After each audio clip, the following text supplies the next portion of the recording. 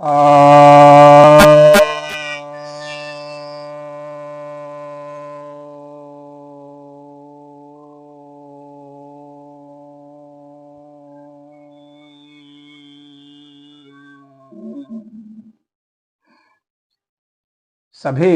भक्तजनों को सप्रेम नमन। तो आज आपको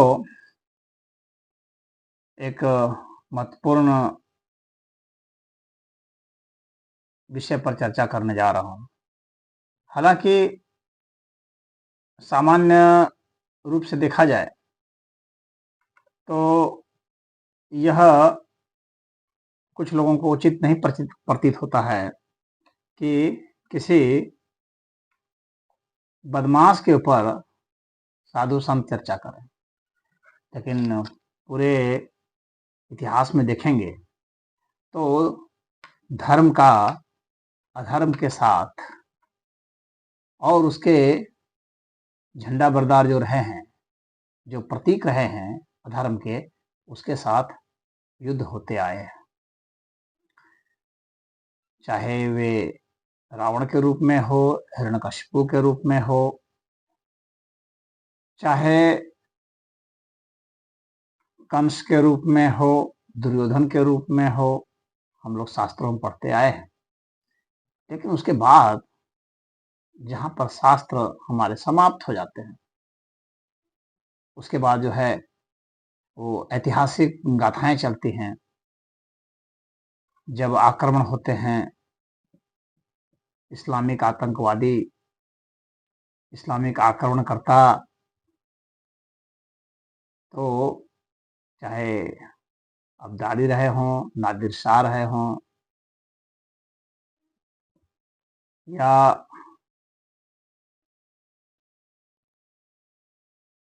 कासिम रहा हो, इन सब ने, चाहे औरंगजेब रहे, चाहे बख्तियार खिलजी रहा, ये जो हैं आतंकवादी आक्रमणकर्ता ये रहे, या फिर बाद में अब बहुत जनरल डायर रहे, और जितने भी आए सब जो अब्राहमिक कल्ट के, तो वे सब भी यहाँ पर आकर के सनातन धर्म का किसी न किसी प्रकार से हरास किया। यहाँ के लोगों को मारा, काटा, पीटा, और स्त्रियों के साथ व्यभिचार किया, धर्म परिवर्तन कराया, संपत्ति लूट ली, और लगातार अभी तक लगे हुए हैं।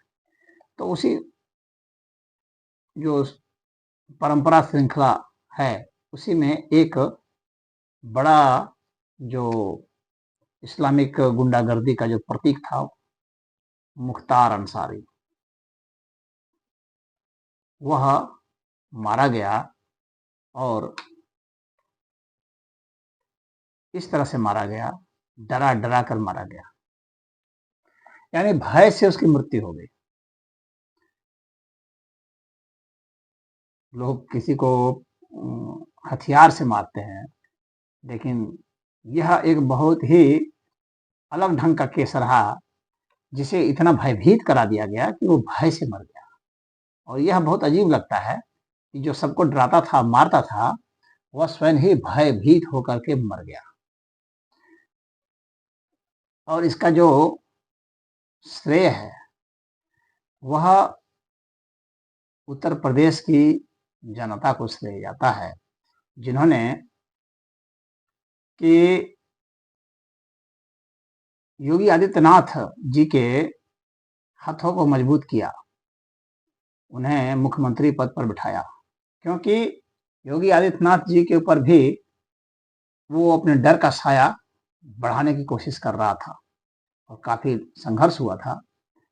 और योगी आदित्यनाथ जी ने कहा था, आश्वासन दिया था कि जितने भी उत्तर प्रदेश में डॉन है, माफिया है, बदमाश हैं, उन्हें मिट्टी में मिला दिया जाएगा।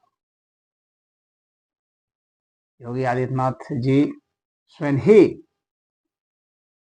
इतना असुरक्षित महसूस कर रहे थे कि संसद भवन में वे रो दिए थे कि क्या ये संसद उन्हें सुरक्षा दे पाएगी या नहीं, क्योंकि ऐसे लोग ऐसे एकाएक नहीं उठते हैं, इन्हें सत्ता का संरक्षण प्राप्त होता है। तो मुलायम सिंह की सत्ता थी, मायावती की सत्ता थी, तो ये सारे, या कांग्रेस की सत्ता कहीं रही, तो ये जो इस्लामिक वोट बैंक है उसके लिए ये नेता कुछ भी करने को तैयार हैं, तमाम अनैतिक कार्य को करने के लिए तैयार हैं, प्रश्रय देने के लिए तैयार हैं। अब देखेंगे कि माफिया डॉन बदमाश तो हिंदू धर्म के भी रहे हैं, जैसे कि विकास दुबे थे या हरशंकर तिवारी थे और भी बबलू श्रीवास्तव। लेकिन कभी भी आप यह अंतर देखेंगे कि हिंदुओं ने साथ नहीं दिया उनका, उनके पीछे खड़े नहीं रहे, उनको हीरो नहीं बनाए। लेकिन इस्लामिक जो माफिया डॉन बनते हैं उनके साथ आप देखेंगे कि उनके मजहब के लोग खड़े रहते हैं साथ में, क्योंकि वहां वे स्टार होते हैं। रावण की जय जयकार हिंदू नहीं करते। सनातन धर्म में अधर्मियों का साथ देना नहीं बताया जाता। उनके जैसे कुछ लोग तो साथ दे सकते हैं, लेकिन आम जनता साथ नहीं देती है, आम हिंदू साथ नहीं देता। लेकिन इनमें सभी आपको मुस्लिम मिल जाएंगे जो उसके समर्थन हो देंगे, खुल के देंगे। और कुछ जो ज्यादा पढ़े लिखे या इस तरह के चेहरे वाले होते हैं जो सोचते हैं कि हमारी जो है साफ सुथरी कुछ छवि बनी रहे, तो इक्का दुक्का लोग क्या करते हैं कि उतना खुल करके समर्थन नहीं करेंगे बाहर से, परंतु भीतर से सभी समर्थन देते हैं। क्योंकि इस्लाम का यह सिद्धांत ही है कि जो जिहादी है उसका साथ देना है, धन से, बल से या अन्य भी प्रकार के जो भी तरीके हो सकते हैं उन सब से जिहादियों का साथ देना इस्लाम में पवित्र बताया गया है। वह उनका एकमात्र उद्देश्य है। तो ये जो मुख्तार अंसारी थे महाशय, ये पूरा साथ पाते थे और वहां पर वो हीरो थे और हिंदुओं का ये कत्ल करवाता था, मर्डर करवाता था।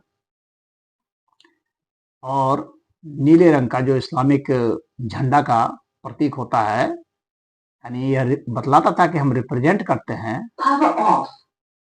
इस्लामिक गुंडागर्दी का। तो वह जो है ले करके हर जगह चलना।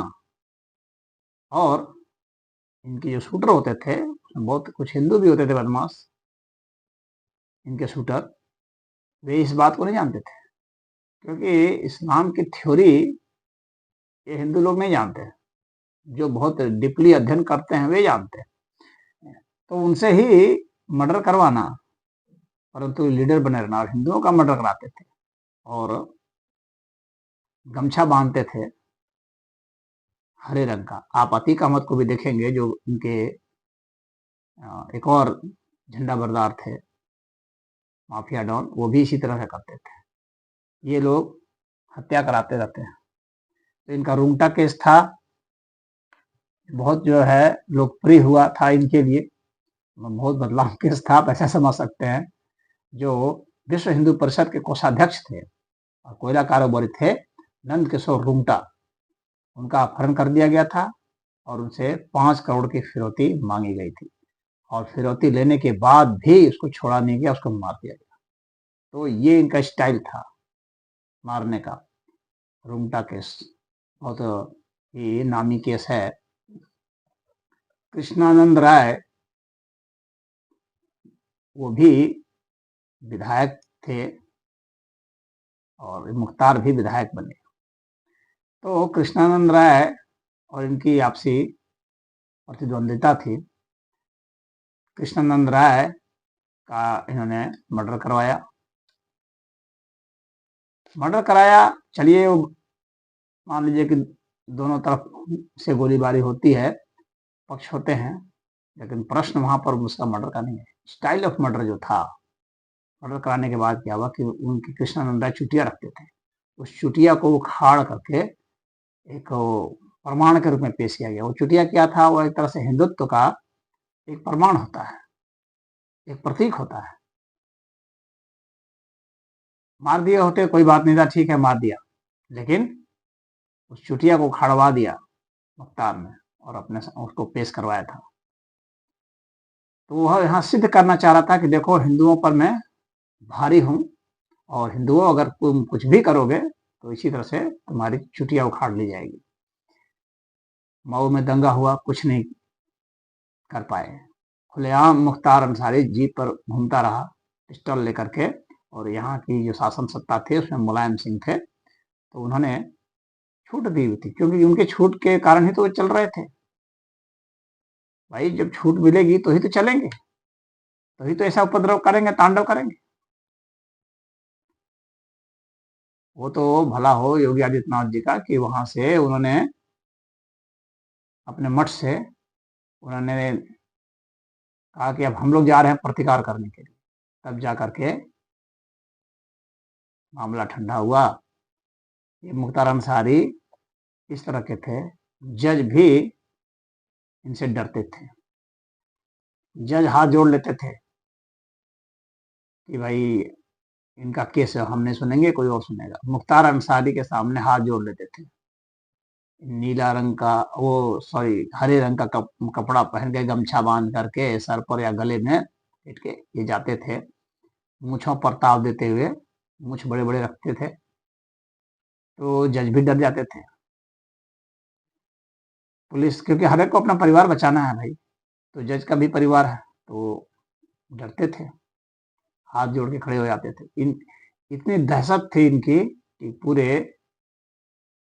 पूरे देश में कोई जज जो है इनके खिलाफ सजा लिखने के लिए तैयार नहीं था। कोई वकील इनके खिलाफ पैरवी करने को तैयार नहीं था। कोई पुलिस अधिकारी इनके खिलाफ कोई कार्रवाई करने के लिए तैयार नहीं था। सरकार की हर सरकार जो कि मुस्लिम वोट पर आधारित थी, वो हर सरकार इनके समर्थन में खड़ी थी। ये तो छोटी सी बात को लेकर के पंजाब में ये बंद रहे बचने के लिए, जब योगी आदित्यनाथ जी की सरकार यहाँ पर आ गई तो, और इनको बचाते रही कांग्रेस पार्टी, आने नहीं देती थी, परंतु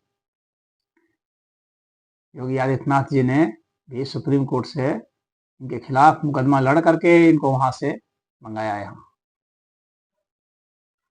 तो ये शातिर तो बहुत थे मुख्तार अंसारी जी महाशय, तो ये सोचे कहीं हमारी गाड़ी ना पलट जाए जैसे विकास दुबे की पलट गई थी। तो पहले से ही जो है इन्होंने बनवा लिया था कि मैं चल नहीं सकता। भाई चल नहीं सकते तो भाग नहीं सकते, भाग नहीं सकते तो आप गाड़ी पलट नहीं सकते। तो ये तो आ गए जेल में। अब जेल में आ गए, इनकी सारी संपत्तियां वगैरह जितने थे सब जब्त किए जाने लगे। गैर कानूनी रूप से जो इन्होंने हजारों हजारों करोड़ों की जो संपत्तियां बनाई थी वे ढाहे जाने लगे। उससे दिल टूटने लगा।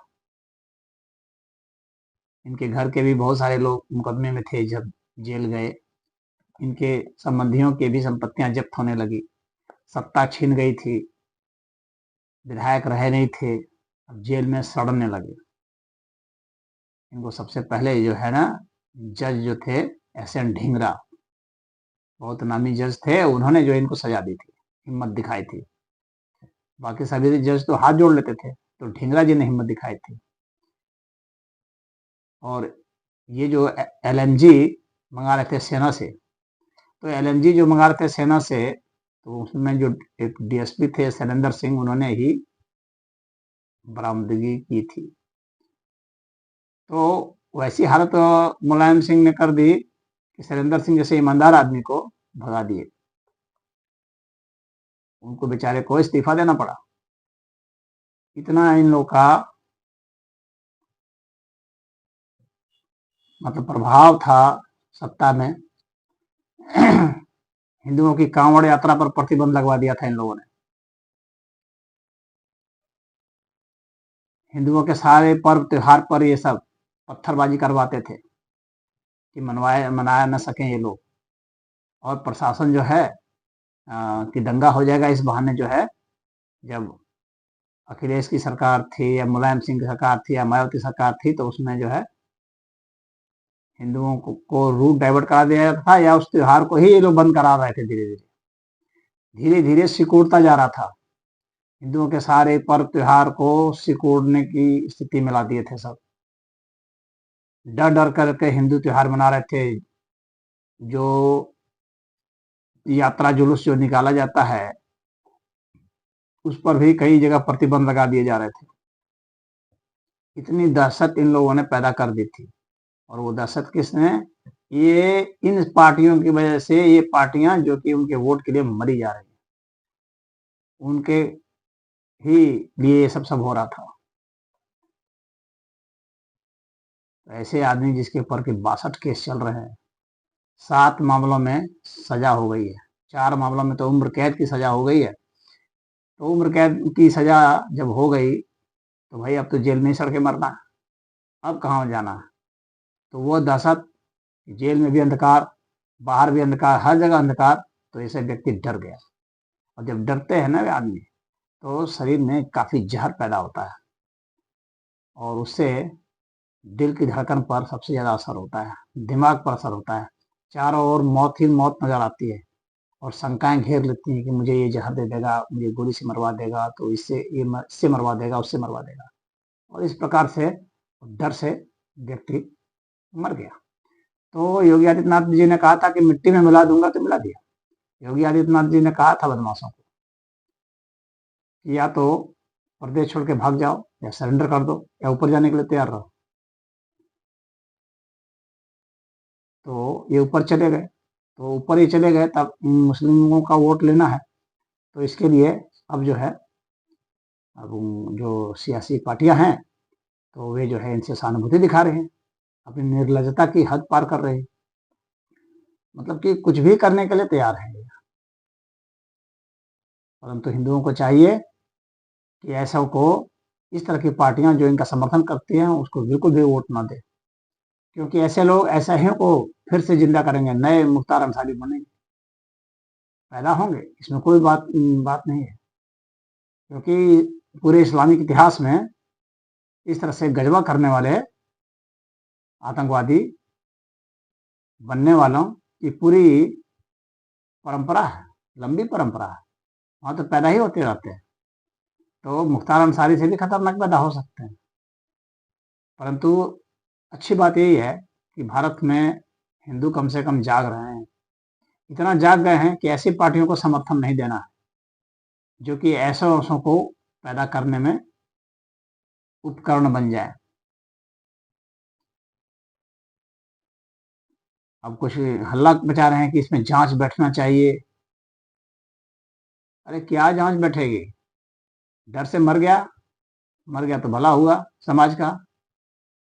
अब कुछ लोग कहते हैं कि ये तो बहुत जो है मदद भी करता था गरीबों का। उसके कुछ ऐसे ऐसे लोग हैं जो कि इस दिमाग के भी लोग हैं कुछ लोग। तो अरे भाई, तुमसे 1000 लूट रहा है, तो एक रुपया तुमको दे दिया, तो तुम बहुत खुश हो गए कि हमको दे रहा है। 1000 लूट रहा है वो, तुमको पता नहीं चल रहा है। इतना तुमको दशा से तुम्हारे बहू बेटियों को उठा लेने वाला, अपहरण कर लेने वाला, कहीं भी चौराहे पर मार देने वाला, उसके प्रति तुम हमदर्द हो गए। हिंदुओं का जो है ना, ये सबसे इस प्रोपेगेंडा में फंस जाते हैं जो मुसलमान सब प्रोपेगेंडा फैलाते हैं कि देखो गरीबों का मसीहा है, क्योंकि जिसको वोट भी लेना है, जो चुनाव भी करना है, राजनीति भी करनी है, तो वो तो कहीं भी खड़ा होकर के किसी गरीब को आकर के जनता के बीच में 20,000 रुपया दे दिया तो बहुत खुश हो, देखिए गरीबों की मदद करता है। वो हफ्ता वसूली उसका नहीं दिख रहा है, अपहरण फिरौती नहीं दिख रहा है, सुपारी लेकर मर्डर करा रहा है, ये नहीं दिख रहा है। तो ऐसे लोगों का अंत जो है, ये भारत का सबसे टॉप बदमाश था और मारा गया, डरा डरा के मारा गया। ये इससे बेहतरीन मौत और कुछ नहीं हो सकती है। डरा डरा के मारना वो सबसे अच्छी मौत होती है, और यह मौत मिली है। और इसके साथ ही इस्लामिक आतंकवाद को भी मौत मिल जाए, यह बहुत जरूरी है। और इसके लिए भारत की जनता को ऐसी पार्टियों को वोट देने से परहेज करना होगा जो इनको बढ़ावा देती है, तो ही जो है संभव है, अन्यथा ऐसे और पैदा होते जाएंगे। तो इसमें इतना ही मैं कह रहा हूं, इसलिए क्योंकि सनातन धर्म की रक्षा करना, हिंदू धर्म की रक्षा करना, और हिंदू धर्म के विरुद्ध में जो लोग हैं उनके विरुद्ध में वक्तव्य देना, ये हमारा दायित्व है। वो साहस साधु संतों को दिखानी पड़ेगी। सिर्फ राम की विवाह की कथा और कृष्ण के विवाह की कथा सुनाने से हमारे कर्तव्य की तीसरी नहीं हो जाती है। पराक्रम और शौर्य दिखाना पड़ेगा, और इस लोकतांत्रिक व्यवस्था में जो पराक्रम और शौर्य है वो यही है कि ऐसे बदमाशों के विरुद्ध में, जो कि हिंदू धर्म के नाश करने के लिए तैयार खड़े बैठे हैं, उसके खिलाफ आवाज बुलंद करनी पड़ेगी। और ऐसे पार्टियों के भी विरुद्ध में जो ऐसों को समर्थन देती हैं, उनके भी विरुद्ध में अवश्य ही बोलना पड़ेगा। हो सकता है बहुत लोगों को बुरा लगेगा, लेकिन अपने कर्तव्य पथ पर चलना चाहिए, बुरा भला नहीं सोचना चाहिए। क्या हमारा धर्म है, धर्म के साथ खड़ा होना चाहिए। भगवान कृष्ण का यही संदेश है, और उस संदेश के साथ एक सनातनी चलेगा तो ही अपने धर्म, अपने संस्कृति को बचा सकता है, अपने राष्ट्र को बचा सकता है। अन्यथा ये लोग लीलने के लिए तैयार है। हरि ओम।